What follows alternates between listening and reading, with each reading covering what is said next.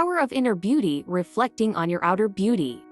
In a world that often emphasizes outer appearances, we tend to forget the profound impact that inner beauty can have on our overall attractiveness. Number 1. The foundation of inner beauty. Inner beauty isn't about how you look.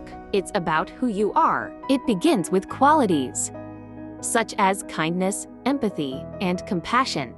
Studies have shown that people who exude positivity and kindness are often perceived as more attractive by others. It's like a magnet that draws people towards you. Number 2. Confidence and self-esteem. Confidence is an essential aspect of inner beauty. When you feel good about yourself on the inside, it radiates on the outside.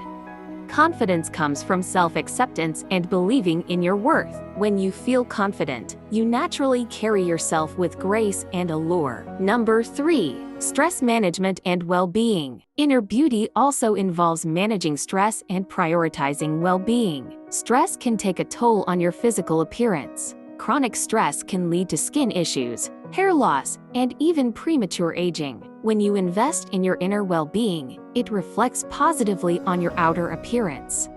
Number 4. Relationships and connection.